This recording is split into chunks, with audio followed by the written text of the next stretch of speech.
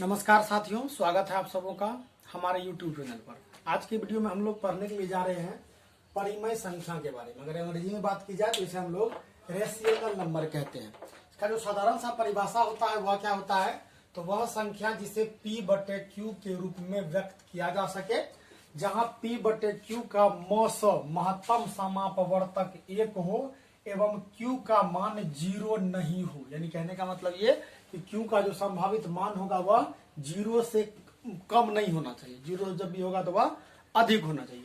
अगर इस तरह की संख्याएं होंगी तो उसे हम लोग परिमेय संख्या कहेंगे।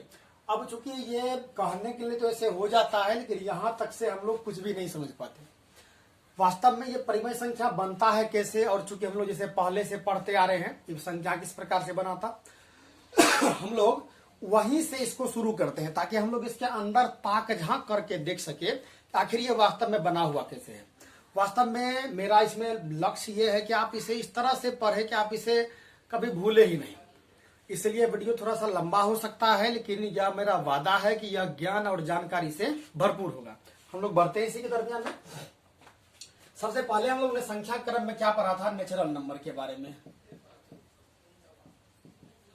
इसमें हम लोगों ने क्या देखा था, संख्याएं 1 2 3 से आती है। इसके 1 2 3 इसके बाद आगे भी बढ़िया अनंत तक जाइए। उसके बाद दूसरा पढ़े थे होल नंबर के बारे में। इसमें हम लोगों ने क्या देखा था, संख्या जो आता है वह 0 से 1 2 3 इस तरह से आता है। इसके बाद आता था क्या, इंटीगर्स नंबर। इसमें क्या आता था, तो मान लीजिए 0 1 2 3 4 आगे बढ़िए और इधर आइए -1 -2 -3 -4 और इधर भी आगे बढ़िए इस तरह से। अब हम लोग क्या देखते हैं, जब हमारे पास ये प्राकृतिक संख्या पहले से उपलब्ध है ही, ये पूर्ण संख्याएं भी उपलब्ध है, इसके बाद इंटीगर्स भी उपलब्ध है। हम लोगों ने यह भी पूर्व में चर्चा किया हुआ है कि आखिर जब हमारे पास प्राकृतिक संख्या था तो पूर्ण की आवश्यकता क्यों पड़ी और पूर्ण था तो पूर्णांक की आवश्यकता पड़ी। इसी आलोक में हम लोग फिर आगे पढ़ने का प्रयास करेंगे क्या कि जब हमारे पास ये 3 तरह की संख्याएं थी और इन 3 तरह की संख्याओं से सभी के सभी काम लगभग में हो सकते थे, तो फिर यह अलग से लोचा क्यों है, अलग से क्यों पढ़ना आवश्यक है इसको। जब तक आप इसका कारण नहीं समझेंगे तब तक इसे आप 100% समझ नहीं पाएंगे, और समझ नहीं पाएंगे तो इसे याद करना आपके लिए मुश्किल होगा। इसलिए पहले इस बात को समझते हैं। वास्तव में हम लोग इन सभी संख्याओं के द्वारा 2 संख्याओं को आपस में जोड़ सकते थे, 2 संख्याओं को आपस में घटा सकते थे, 2 संख्याओं को आपस में गुना कर सकते थे।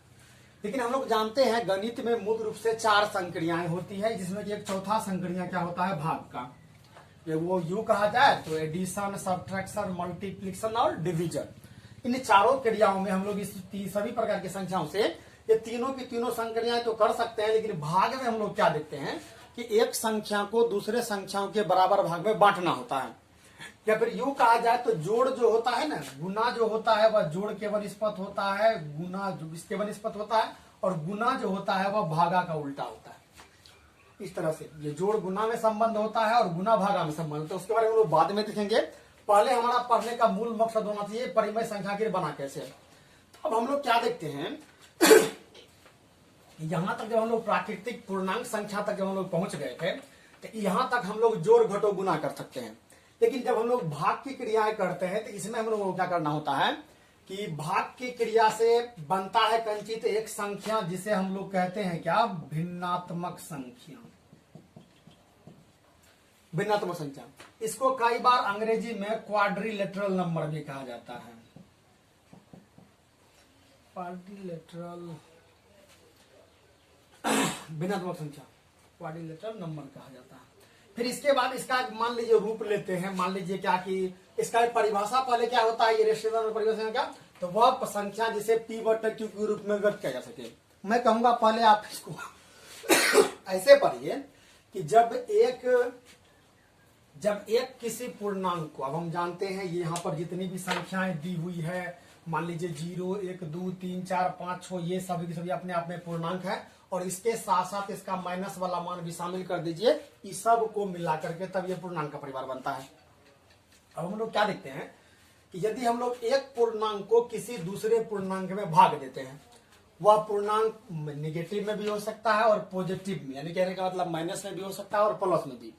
अगर एक पूर्णांक को हम लोग किसी किसी दूसरे पूर्णांक से भाग देते हैं तो भाग देने पर हमें एक विशेष प्रकार की संख्याएं प्राप्त होती है। जैसे मान लीजिए क्या कि 1 2 पर ही बढ़ते हैं, मान लीजिए हम 1 में 3 से भागा दे देते हैं, अभी 2 से ही भागा दे देते हैं। इस तरह से 1 में 2 से भागा, इसका पूरा का पूरा ये अर्थ क्या होता है कि 1 में हम लोग 2 से ऐसे भाग दे रहे हैं, ये इसका मतलब होता है। तो इस स्थिति में अगर देखा जाए तो यहाँ पर ये अभी अपने आप में ये भिन्नात्मक संख्या है। तो इस स्थिति में ये ऊपर वाला जो होता है इसको कहा जाता है नोमिनेटर, नोमिनेटर। और हिंदी में कहे तो हिंदी में इसे कहते हैं अंश। और नीचे वाला जो ये 2 है इसको कहते हैं हम लोग डिनोमिनेटर, डिनोमिनेटर। और इसको कहते हैं हम लोग हिंदी में हर, यानी कि अंश और हर। और ये दोनों मिला करके क्या बनता है हमारा एक ही भिन्नात्मक संख्या। और वास्तव में प्रत्येक भिन्नात्मक संख्या एक वास्तविक संख्या हो सकती है, परिमेय नहीं हो सकती, वास्तविक संख्या हो सकती है। और वास्तविक संख्या जो हो सकता है वह अब आकर के या तो वह परिमेय होगा या नहीं तो वह अपरिमेय होगा, उसको हम लोग बाद में देखेंगे। अब यहां पर हम लोग देख सकते हैं क्या कि अगर इस तरह से किसी भी एक पूर्णांक को किसी दूसरे पूर्णांक में अगर भाग दे देंगे तो इस स्थिति में वह परिमेय संख्या कहलाएगा। अब इस स्थिति में ध्यान देने वाली बात यह है कि यदि प्रत्येक एक कोई संख्या हो, मान लीजिए 1 2 3 4 5 6 संख्या लिखा पड़ा और आप आगे बढ़ते रहिए, इस तरह से कोई भी एक संख्या आप उठा लीजिए। मान लीजिए वह संख्या हमने 7 ले लिया। क्या 7 में यदि 1 को डिवाइड कर दिया जाए, मान लीजिए इस तरह से, तो इसमें क्या होगा, 7 का लगेगा, ये कट जाएगा, ये आंसर क्या आ गया 7। यानी कहने का मतलब ये कि 1/7 बराबर 7 या 7 बराबर 1/7। इस तरह से एक निष्कर्ष क्या निकलता है कि अब मान लीजिए -2 है तो -2 में भी 1 से हम भागा दे सकते हैं। इस तरह से मान लीजिए -2/1, इसका मतलब सीधा इसी तरह से कीजिए तो -2 में 1 से भागा तो -2 मरतबे रह जाएगा, तो -2/1 बराबर भी ये -2 आपको प्राप्त हो जाएगा। इन सभी चीजों को देखने के बाद आप लोग निष्कर्ष पर पहुंचते हैं। हम लोग क्या निष्कर्ष पर पहुंचते हैं कि कोई भी पूर्णांक यदि पहले से हो, उस पूर्णांक के यदि डिनोमिनेटर में, यानी कहने का मतलब ऊपर वाला को अंश कहेंगे, नीचे वाला हर कहेंगे, अगर हर में अगर 1 को रख दिया जाए तो उस भिन्न संख्या या फिर उस परिमेय संख्या के या फिर सॉरी वह इंटीग्रल्स, वह पूर्णांक, उस पूर्णांक संख्या के में किसी भी प्रकार का कोई बदलाव नहीं होता। अब इसको दर्शाने के लिए मान लीजिए हम यहाँ पर 4 लिखे हैं, 4 में 4/1 लिख दीजिए। मान लीजिए 16 लिखे हैं, 16 में 16/1 लिख दीजिए। आप इस तरह से बड़ी कोई संख्या और छोटी से छोटी संख्या कोई ले लीजिए और उसके नीचे में 1 लिख दीजिए। अब यहाँ पर आपके मन में एक सवाल उठना चाहिए कि सर में 0 को क्या करें सर, तो यहाँ पर आपको 0 को क्या करना है कि 0 के नीचे में भी /1 डाल देते हैं। इसका मतलब 0 है, 0 में 1 से भागा है तो इसका भी शेषफल आपको 0 आएगा जैसे उसमें आया था। तो इस तरह से 0 भी अपने आप में एक परिमेय संख्या होती है, इस बात को ध्यान रखना है। फिर आगे बढ़ने पर हम लोग क्या देखते हैं कि इस तरह से ये तो हो गया। फिर जैसे हम लोग पहले पढ़े थे कि natural number, whole number, integrals number में सबको हम लोगों ने संख्या रेखा पर दर्शाने को सीखा था। अब यहाँ पर हम सब लोग समझ कि यदि एक पूर्णांक संख्या को किसी दूसरी पूर्णांक संख्या से यदि हम भाग देते हैं या विभाजित करते हैं तो जो संख्याएं हमें प्राप्त होती है उसे हम लोग भिन्नात्मक संख्याएं कहते हैं।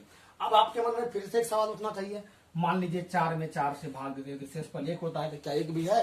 बिल्कुल 1 भी है, क्योंकि 1 के नीचे में 1 लिखेंगे तो फिर से 1 आएगा। तो इस तरह से 1 और 1/1 में कोई अंतर नहीं होता है, और 1/1 के रूप में लिख दिया तो हमने कह सकते हैं कि हम उसको p/q के रूप में व्यक्त कर दिए हैं। अब यहां पर इसके बाद आगे बढ़ते हैं शर्त के रूप में।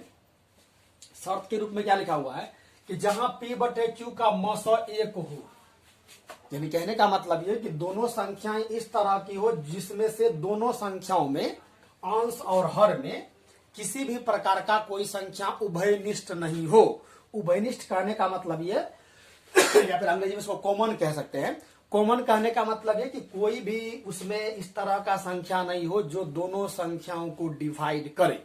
जैसे मान लीजिए क्या कि यहाँ पर 12/15, तो यहाँ पर हम देख सकते हैं क्या कि इसमें भी 3 का गुणनखंड शामिल है, इसको हम लिख सकते हैं। और दूसरे शब्दों में क्या कि 4 तिया 12 और 5 तिया 15। तो अभी जो 4/5 है, इन दोनों का अगर मौसा निकालिएगा तो ये आपको 1 आएगा। तो इस स्थिति में 4/5 अपने आप में परिमेय संख्या है, लेकिन 12/15 परिमेय संख्या नहीं है। क्योंकि परिमेय संख्या के लिए यह एक कंडीशन लागू होता है कि दोनों का मौसो जो होना चाहिए वह एक होना चाहिए। मौसो होने का मतलब क्या होता है कि दोनों के बीच में कोई उभयनिष्ठ गुणनखंड नहीं हो। और उभयनिष्ठ गुणनखंड होने का मतलब होता है कि वह जो संख्या दोनों का दोनों होगा, सॉरी खांसी थोड़ा हो गया, वो जो संख्या दो को होगा, ये दोनों संख्या में कोई भी संख्या ऐसे नहीं होनी चाहिए जिससे दोनों को भाग लग जाए या दोनों विभाजित हो जाए। जैसे यहाँ पर देख सकते हैं ये दोनों के दोनों 3 से विभाजित थे, मैंने काट दिया, 4 दिया 12, 5 दिया 15।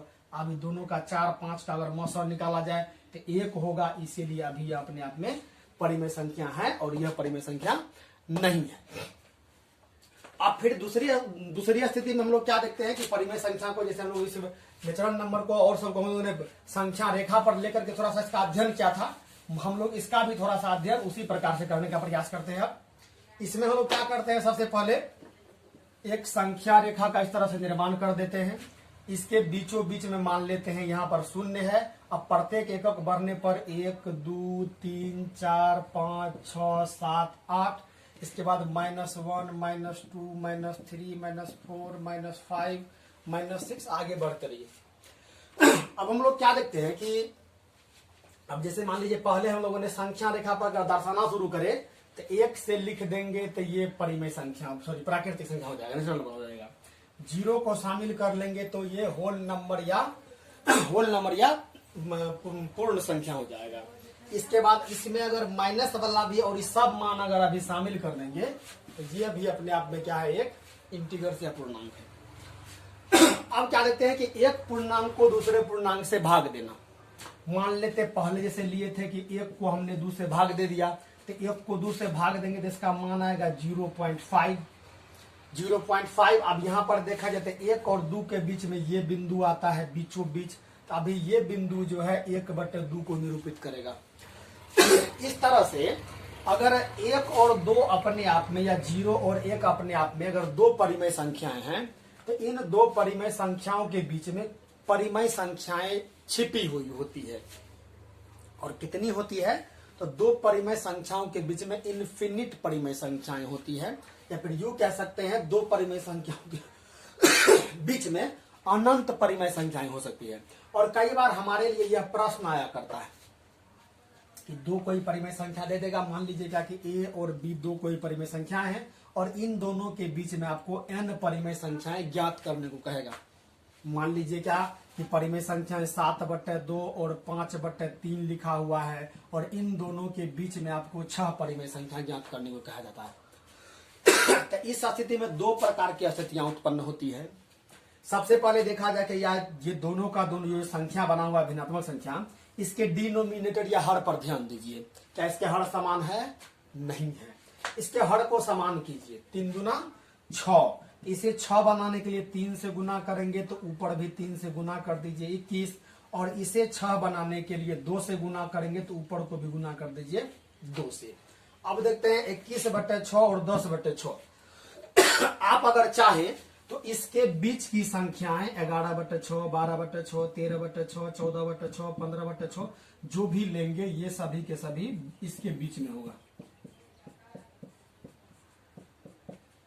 ये सभी के सभी दोनों के बीच में आएंगे। यानी कहने का मतलब ये कि 11/6 से लेकर के और कहां तक कह सकते हैं 20/6 तक। अब इस प्रकार से ध्यान दे सकते हैं। कई बार क्या होता है कि इसमें n मांग देगा, मान लीजिए हम n को नहीं जानते हैं और इन दोनों के बीच में n आना संभव नहीं है। मान लीजिए कि गुना आपने किया, गुना आदि करने के बाद एक संख्या आ गया 1/2 और दूसरा आ गया कंची मान लीजिए 2/2, मान लीजिए इस तरह संख्या आ गया। तो इस स्थिति में तो हम लोग क्या करेंगे, इस स्थिति में क्या करना होता है तब कि n परिमेय संख्या ज्ञात करना हो तो इसके अंश और हर में n से गुना कर देते हैं। मान लीजिए हमको इन दोनों के बीच में अब हमको 5 परिमेय संख्या ज्ञात करना है, तो अगर n परिमेय संख्या ज्ञात करना है तो n+1, अगर n ज्ञात करना है तो n+1 से दोनों तरफ गुना कर देते हैं।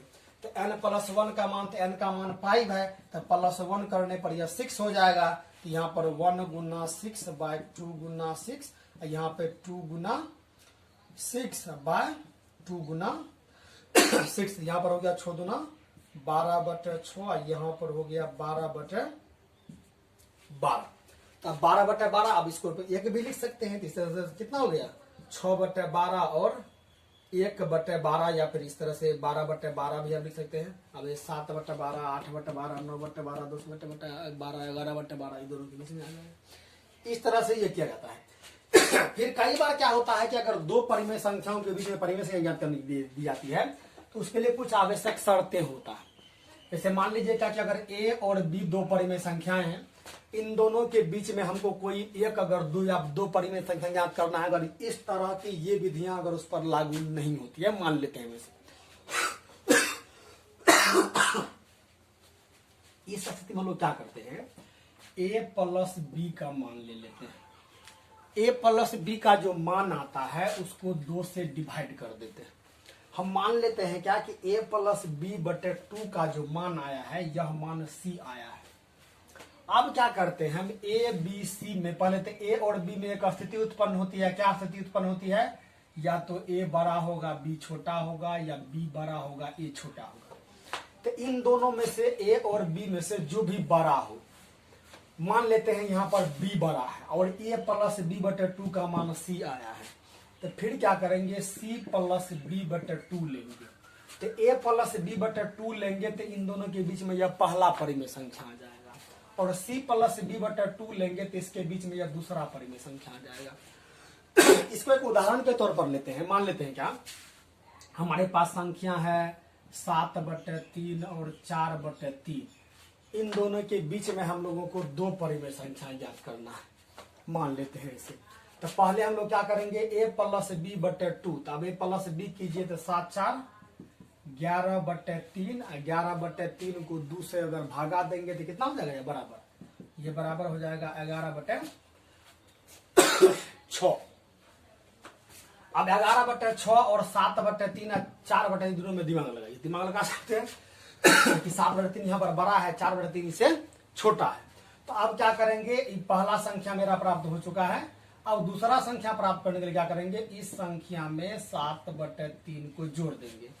अब 7/3 को जोड़ने के बाद जो संख्या प्राप्त होगा फिर से उसे 2 से भाग देंगे। कीजिए एक बार, 6 और 3 का लसा हो जाएगा 6। अब ये हो गया आपका 6, यहाँ पर हो गया 11, 11 प्लस 14 कितना हो गया, ये 25/6। 25/6 में 2 से फिर से भाग दे दीजिए, कितना हो जाएगा 25/12। तो 25/12 जो हो जाएगा 25/12, यह दूसरा परिमेय संख्या इसके बीच का हो जाएगा। इसी तरह से अन्य प्रकार से भी हो सकता है। तो आपको बीच में परिमेय संख्या, यानी कि दो परिमेय संख्याओं के बीच में अगर परिमेय संख्या याद करने का होगा तो आप या तो इस विधि से या इस विधि से, आप जो भी सुविधा लगे, या फिर n+1 वाला, इस विधि से आप ज्ञात कर सकते हैं। इसी तरह से कई बार यह भी हो सकता है, मान लीजिए सभी अपने में परिमेय संख्या है, तो इन दोनों के बीच में कोई 2 गो संख्या दिया हुआ होता है रेंज में, और इन दोनों के बीच में कितनी संख्याएं आ रही है, कई बार ये भी प्रश्न आता है। जैसे मान लीजिए क्या कि +8 और -5 इन दोनों के बीच में कितनी संख्याएं आती है, उसको आप भी देख सकते हैं। फिर यहां पर समझने वाली बात है क्या कि 0 और 1 के बीच में, इसके बीच में कितनी परिमेय संख्या है, तो 0 और 1 के बीच में इनफिनिट परिमेय संख्या है, अनंत। कैसे है अनंत परिमेय संख्या है, तो आप 0 से बढ़ने पर मान लीजिए यह 1 रुपया है। अब 1 रुपया को तो आप जानते हैं कि 1 पैसा से लेकर के 100 पैसा तक व्यक्त कर सकते हैं, ठीक। तो यहाँ ध्यान दे सकते हैं कि 0 से लेकर के 1 तक में 100 अंक तो इसी प्रकार से हो गया। फिर मान लेते हैं क्या कि मेरे पास 1 पैसा 2 पैसा था, तो 1 पैसा लिखने के लिए आपको 0.01 0.02 इस तरह लिखना होगा। मान लीजिए 1 पैसा है मेरे पास, 2 पैसा है, तब 1 पैसा 2 पैसा इन दोनों के बीच में फिर से आप शुरू कर सकते हैं 0.01 से लेकर के 0.01 से, फिर 1 2 1 3 1 4 1 5 1 6 बढ़ते बढ़ते बढ़ते बढ़ते एक संख्या ऐसी आएगी कि आपको प्राप्त होगा 0.0199। तब जाकर के अगली संख्या जो आपको प्राप्त होगी वह प्राप्त होगी 0.002 करके। फिर इसके बाद 0.00 आ जाएगा, इसका कोई वैल्यू नहीं रहेगा। इससे वो निष्कर्ष क्या निकलता है कि अगर दो परिमेय संख्या कोई भी छोटी सी छोटी ले लिया जाए तो उसके बीच में अनंत परिमेय संख्याएं हो सकती है। फिर इसके बाद आगे हम लोग क्या देखते हैं कि कई बार क्या होता है, संख्या रेखा पर हम लोगों को ये परिमेय संख्या p बटे क्यू के रूप में है, इसे हम लोगों को कई बार दर्शाने के लिए आता है कि दर्शाइए कि मान लीजिए कि संख्या रेखा पर 7/5 को दर्शाइए, फिर कोई इस तरह की अन्य प्रकार की भी संख्याएं आती है। हम लोग उसको दर्शाने के लिए एक पहले संख्या रेखा का प्रयोग बनाते हैं और संख्या रेखा को बनाने के बाद देखते हैं कि आखिर ये किस तरह से किए जाते हैं। मान लीजिए हमारे पास ये एक संख्या रेखा, इस संख्या रेखा पर हमें मान लीजिए कोई भी संख्या मन में सोच करके रखिए, उसे आपको दर्शाना है। मान लीजिए 14/6, 20/6 हम सुविधा के लिए लेते थे, क्योंकि हम लोगों को पहले सीखना है इसके बारे में, इसीलिए हम सुविधा के लिए लेते हैं क्या कि हमें संख्या रेखा पर 7/3 को दर्शाना है। ठीक है, 7/3 को दर्शाना है, 2/3 को और बढ़ाइए इसको, मान लीजिए 6/5 को दर्शाना है, 8/6 को दर्शाना है, कुछ भी इस तरह से लीजिए, कुछ भी लीजिए इस तरह से। ये आप सोच करके रखिए इसको और आगे बढ़ते हैं इसमें।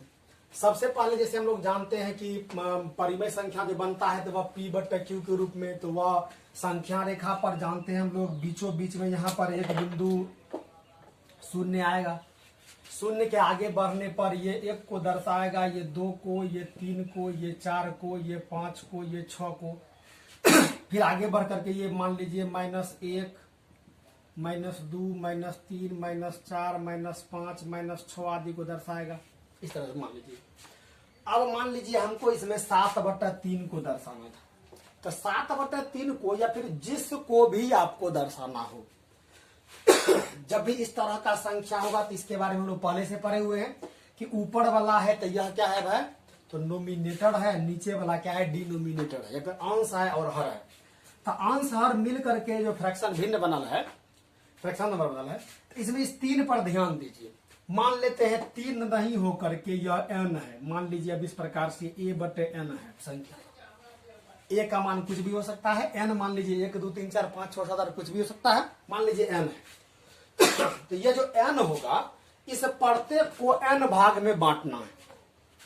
मान लीजिए यहाँ पर n का मान, इसका मतलब 3 है, तो ये प्रत्येक भाग को आप 3 का मान जो है वह देखिए प्लस में है कि माइनस में है, प्लस में है तो प्लस में है, माइनस में है तो माइनस में। लेकिन एक बात यह भी ध्यान रखना है, किसी भी संख्या जो अगर भिन्नात्मक संख्या के रूप में होगा तो उसका जो डिनोमिनेटर होगा वो माइनस में नहीं हो सकता है। इसके लिए अलग प्रकार का नियम होता है, अभी इसको छोड़िए, आज आगे बढ़ते हैं इसमें। अभी ये 3 जो है इसमें, तो करिए क्या, यहाँ पर 0 से 1 को 3 भाग में बांट दीजिए, 1 2 3, 1 2 3, 4 भाग बन गया। चलिए 1 2 3 बन गया, 1 2 3 भाग, इसको भी 3 भाग में बांट लिया, 1 2 3, इसको भी 3 भाग में बांट लिया, इसको भी 3 भाग में बांट लिया, अब बांट दिए। अब आपको आवश्यकता अनुसार लीजिए कि आपको ये सभी को 0 वाले के बाद प्रत्येक को 1 गिनते हुए 7 तक पहुंच जाना है। या फिर मान लीजिए अगर a है तो a का मान जो भी हो, कुछ भी हो सकता है, तो a तक पहुंच जाइए। मान लीजिए यहाँ पर 0, इसके बाद 1 2 3 4 5 6 7 यहाँ आता है, तो ये बिंदु 7/3 को दर्शाएगा। दूसरी अवस्था में लेते हैं, हमको 6/5 दर्शाना था, इसका मतलब सीधा है कि प्रत्येक भाग जो भी है इसको 5 भाग में बांटना होगा। अब प्रत्येक भाग को 5 में भाग में बांट करके 6 तक पहुंच करके वो दर्शा देंगे। मान लीजिए 6/5 को दर्शाना है, इस तरह से संख्या रेखा बनाएंगे। मान लेंगे यहाँ पर 0 है, 1 है, 2 है, 3 है, ऐसे मान लीजिए बढ़ रहा है। इसको प्रत्येक को 5 भाग में बांटिए, 1 भाग, 2 भाग, 3 भाग, 4 भाग, 5 भाग, 1 भाग, 2 भाग, 3 भाग, 4 भाग, 5 भाग हो गया। इतना में 6 आ जाएगा लगता है हमको। 0 1 2 3 4 5 6 तक पहुंच गए, तो ये बिंदु जो है अभी 6/5 को दर्शाएगा। अब देख सकते हैं इस तरह से कि कोई भी संख्या होगी सीधा n पर लेकर के आप इसको समझिए ना, कि मान लीजिए कि डिनोमिनेटर में हर में n है, तो n में जितना भी लिखल हो, 6 है, 5 है, 8 है, 9 है, 10 है, कुछ भी है, जितना हो उसको लिखिए, उतना भाग में बढ़ करके, और अंश का जो मान है उतना ऊपर वाला गिन लीजिए। ये सब रेखा गिनना, इस बार 1 2 को भूल जाना है। और यह इस पर निर्भर करता है, जब कॉपी आदि पर कभी बनाना हो तो यह इस पर निर्भर करेगा, इस संख्या में हर कितना कहता है उसके अनुसार से आप कॉपी पर उसको बड़ा बनाइए और बड़ा बना करके उसको आसानी से दर्शा दीजिए। इसके बाद इसमें अन्य भी कई प्रकार के इसके गुण होते हैं। कई बार इसमें उत्तरोत्तर आवर्धन के द्वारा इसमें संख्याओं पर दर्शाना होता है, दशमलव वाले आदि संख्याओं को। इसके लिए हम लोग अगले वीडियो में मिलते हैं। अभी तक इतना ही, धन्यवाद।